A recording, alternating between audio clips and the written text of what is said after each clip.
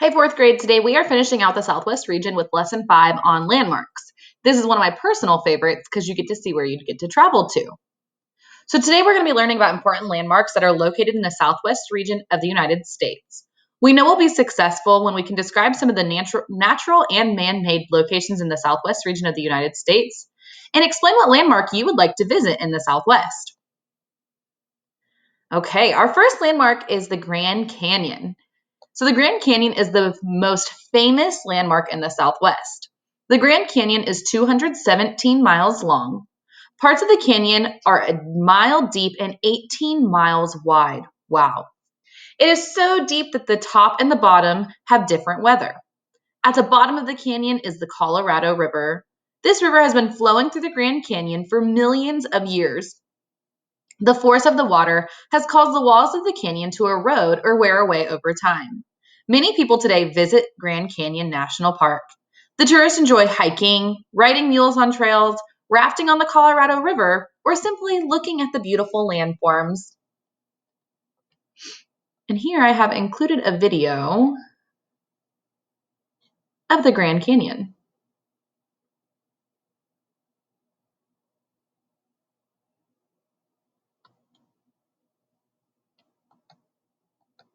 The story of Grand Canyon begins and ends with the mighty Colorado.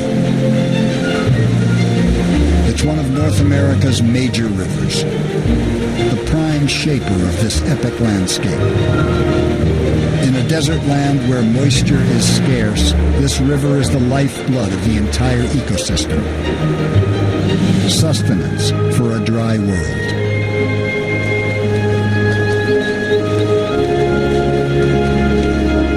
It's also the chisel that carves the canyon. Water-cutting rock has sculpted some of the most memorable images of this region and this continent. The Colorado doesn't just bring life, it also brings a shot of adventure. Visitors set off on a whitewater trek from Lee's Ferry, mile zero of a 277-mile trip. A 2-week journey through the rapids of the Colorado.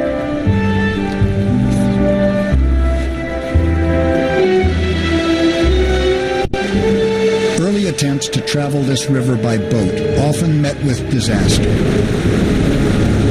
With water speeds up to 25 miles an hour, more than one expedition ended in tragedy. Today, it's the adventure of a lifetime.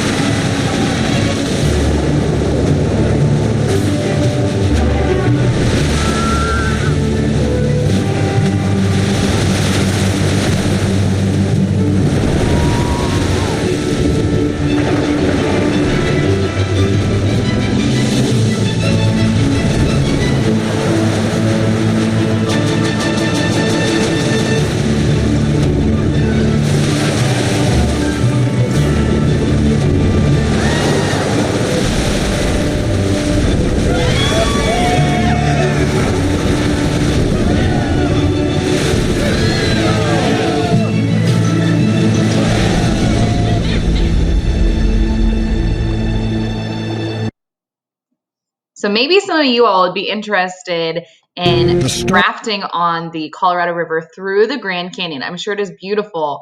If you're familiar like me, I'd probably want to just go visit rather than having to hike or do any of the water rafting. Another landmark is the Petrified Forest.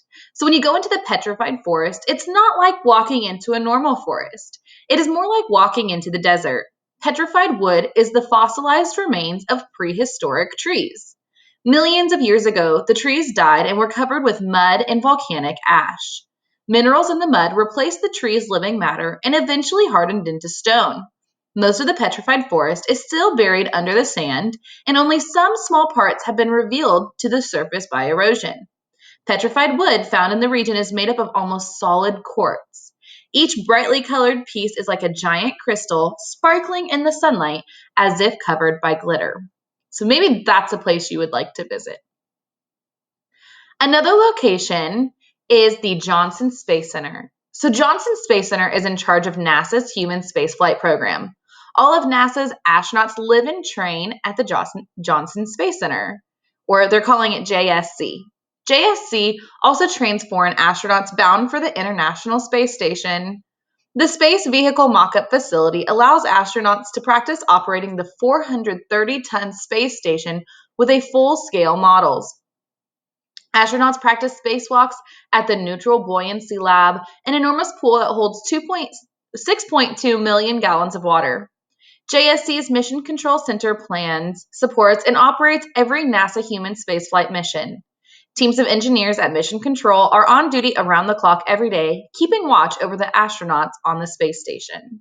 So maybe some of you that are interested in space or maybe being an astronaut one day would want to visit the Johnson Space Center. Our last stop is the Carlsbad Caverns National Park. And the Carlsbad Caverns National Park is another popular tourist destination. According to legend, a cowboy named Jim White saw what looked like a plume of smoke rising into the sky.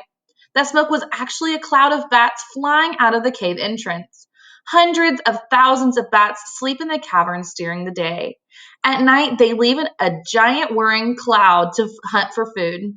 Huge rock formations called stalagmites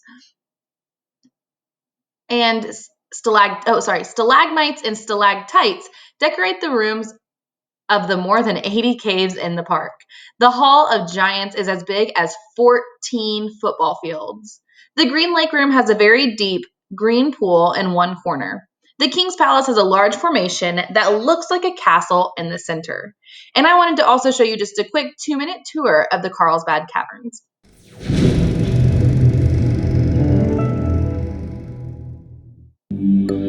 Carlsbad Caverns is one of the world's most important natural caves. It was likely formed in part by acids from underground petroleum deposits.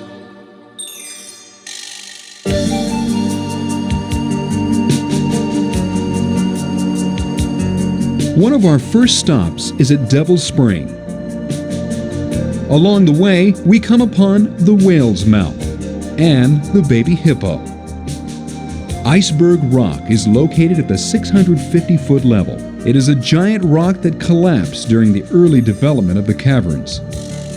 Green Lake Room is named after this pool of emerald water near the trail.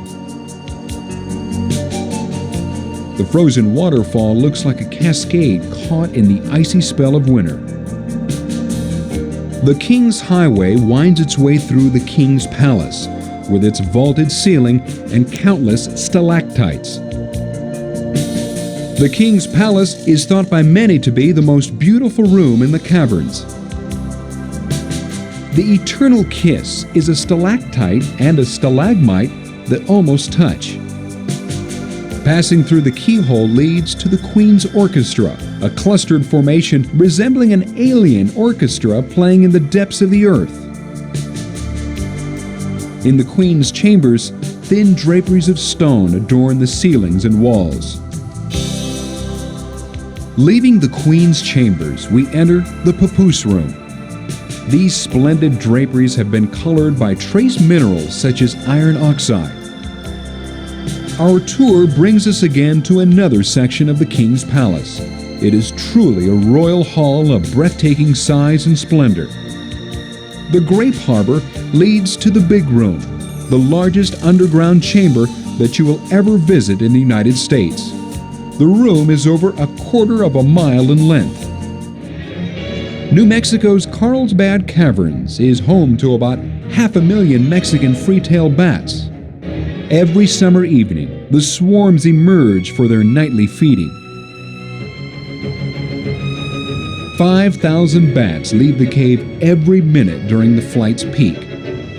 They will spread out, consuming several tons of insects every night.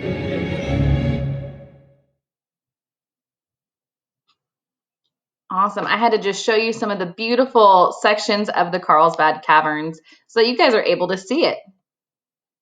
And let me...